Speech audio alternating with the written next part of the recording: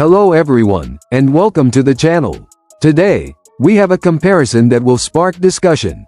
The iPhone 17 Pro Max versus the iPhone 16 Pro Max. Two tech giants are going head to head, and we're going to explore everything you need to know about these two iconic models.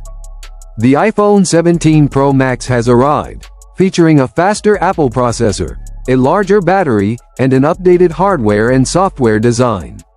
But many buyers are wondering, how does it compare to the iPhone 16 Pro Max? Does the iPhone 17 Pro Max still offer excellent performance and battery life, along with a slightly more premium titanium design?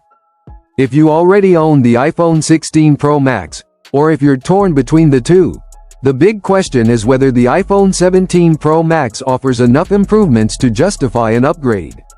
You're probably asking yourself, what has really changed? Are the new features of the iPhone 17 Pro Max worth it? Or does the iPhone 16 Pro Max still stand as a solid option? We'll break down the differences in design, performance, camera, and much more. In this detailed comparison, we'll share our findings and help you choose the best phone for your needs. So, if you're a tech enthusiast or considering a new purchase, stay with us until the end. And if you enjoy this content, don't forget to like the video and subscribe to our channel so you don't miss our upcoming comparisons and analyses. Are you ready? Let's go! Let's start with the design. The iPhone 17 Pro Max retains the sleek look of its predecessor, but with some subtle improvements.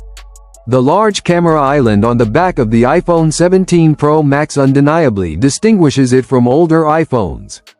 If I were to compare it, I'd think of the Google Pixel series, but those models generally have a less prominent camera bar. Compared to the iPhone 16 Pro Max, the cameras are still arranged in the same triangular layout, allowing the new model to not look entirely foreign. Apple analyst Mark Gurman suggests that Apple plans to change the appearance of future iPhones much more frequently in the coming years. We're simply curious to see that this new look doesn't alter the weight distribution of the iPhone. No one likes an unbalanced and overly heavy phone.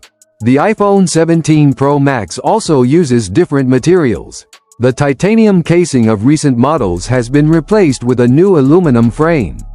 According to Apple's explanation, aluminum dissipates heat much better and integrates perfectly with the new vapor chamber.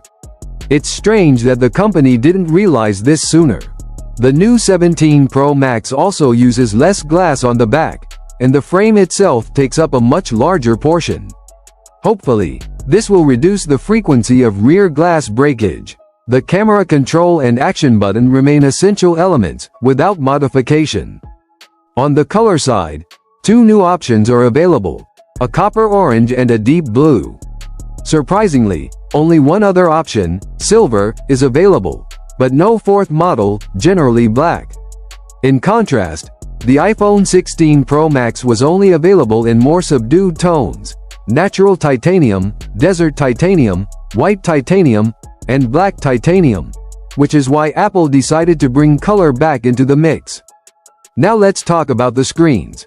Our question is whether the iPhone 17 Pro Max offers better brightness or more vivid colors. Here's the answer. The iPhone 17 Pro Max is equipped with a 6.9-inch Liquid Retina XDR display with promotion up to 120 Hz, the same size as the 16 Pro Max. In terms of specifications, both devices feature similar hardware, which was rather expected and normal given that last year's iPhone 16 Pro Max had an increase in screen size. Although Apple hasn't officially announced it, it's likely that this new screen uses a Samsung M14 OLED panel, which offers significantly higher peak brightness. The 16 Pro Max can reach 2000 nits, while the iPhone 17 Pro Max can reach 3000 nits in outdoor sunny conditions. Apple has increased the minimum brightness to 1 nit on the 16 Pro Max, a measure also applied to the 17 Pro Max. The iPhone 17 series also benefits from a new 7-layer anti-reflective coating. And even though it's not as powerful as the anti-reflective screen of the Galaxy S25 Ultra, you can clearly see that it makes a difference in a direct comparison with the iPhone 16 series. Let's move on to performance. With the new processor in the iPhone 17 Pro Max, will you get better speed and improved battery management compared to the iPhone 16 Pro Max?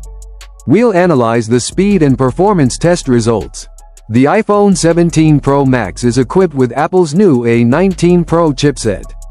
This is the brand's third generation 3nm chipset, so a sleek design is quite fitting.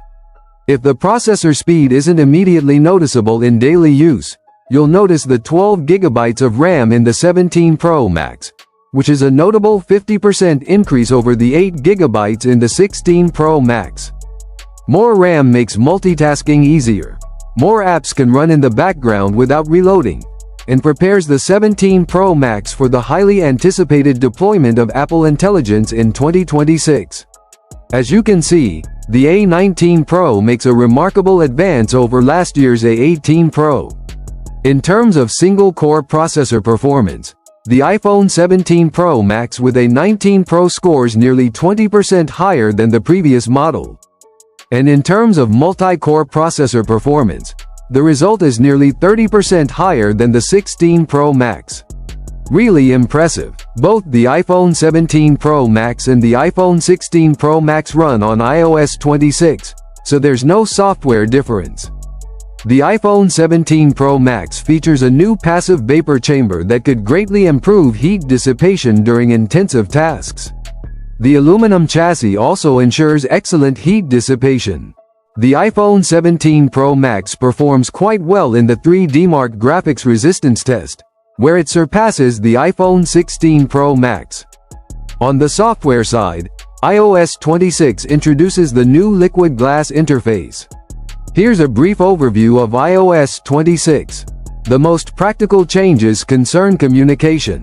A new call filtering feature has emerged to protect us from calls regarding our fake car accidents, a public service if there ever was one. This handy filtering will also apply to unwanted SMS messages. Live Translate for calls is also coming to iOS. We're cautiously optimistic, but we'll wait to see if it's a game changer for travel or just a source of hilarious translation errors. Beyond aesthetics, there are truly useful updates. The camera app has been streamlined and now defaults to just photos and videos, a relief for minimalists among us. Apple finally promises to untangle the mess of the Photos app, making it easier to find albums. All of this makes perfect sense. All these features are available on both the 17 Pro Max and 16 Pro Max.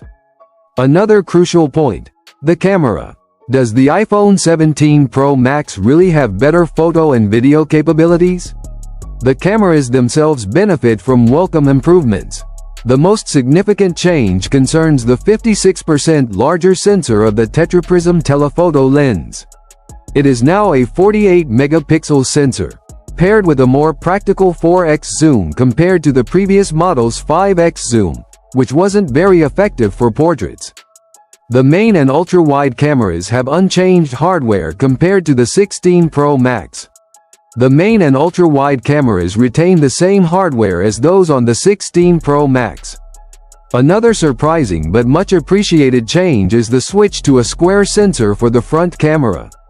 The 17 Pro Max allows for landscape photos when holding the phone vertically. A real treat. This higher resolution 18-megapixel sensor offers more detailed selfies. With iOS 26, both the iPhone 17 Pro Max and the iPhone 16 Pro Max benefit from a new photographic style called Bright, which gives your photos a striking and powerful visual style. Under good lighting conditions, the results are quite comparable between the iPhone 17 Pro Max and the iPhone 16 Pro Max. The new model offers slightly more true-to-life colors, while the iPhone 16 Pro Max is warmer by default. The quality of the 5x zoom is generally comparable, but the new device shows slightly better details. But the most incredible thing is that there's no major difference between the two ultra-wide cameras.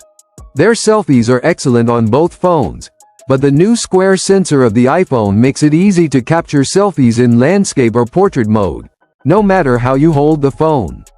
Awesome, right? On the video side, The iPhone 17 Pro Max supports video recording up to 4K at 120 FPS, but this is a fairly limited feature aimed at demanding professional users. In terms of quality, the differences between the two phones are minimal. You have RAW ProRes video, which allows you to fully leverage the dynamic range of the camera, and Genlock, which greatly simplifies synchronization between multiple cameras during large-scale productions. These features are interesting, but they're primarily aimed at a niche professional audience. We doubt that ordinary users will care or even notice them. And what about battery life? Does the iPhone 17 Pro Max promise better battery longevity? With a 5088 mAh battery, the iPhone 17 Pro Max has the largest battery ever designed for an iPhone. Does this mean it will have better longevity? Not necessarily, it seems. The older model, equipped with a 4685 mAh battery, appears to be better optimized, at least for now, and performs better in our battery test. In our tests, the iPhone 17 Pro Max currently displays lower battery life than the iPhone 16 Pro Max, failing in all three of our battery tests. All these tests simulate real use and are conducted with screen brightness manually set to around 200 nits. The other significant improvement of the new model lies in its faster charging speed. The 17 Pro Max supports wired charging at 40W, much faster than the 25W of the 16 Pro Max. In practical terms, this means you can reach 50% charge in just 20 minutes, compared to 35 minutes previously on the 16 Pro Max. MagSafe wireless charging remains unchanged at speeds of 25W. The iPhone 17 Pro Max stands out mainly for its increased battery life and faster charging speeds, along with adjustments to the camera, with a larger telephoto lens and a more practical native 4x zoom. The new aluminum unibody also enhances the durability of the phone, and other interesting improvements, such as the anti-reflective coating on the screen, are also noteworthy. The new faster chipset and its improved cooling are also great news for gamers. Is this a must-have upgrade over the 16 Pro Max? Not really, but it's not just an aesthetic change. And that's not negligible in a mature smartphone market. So, which one is right for you? If you prioritize the latest innovations, the iPhone 17 Pro Max might just be your best choice.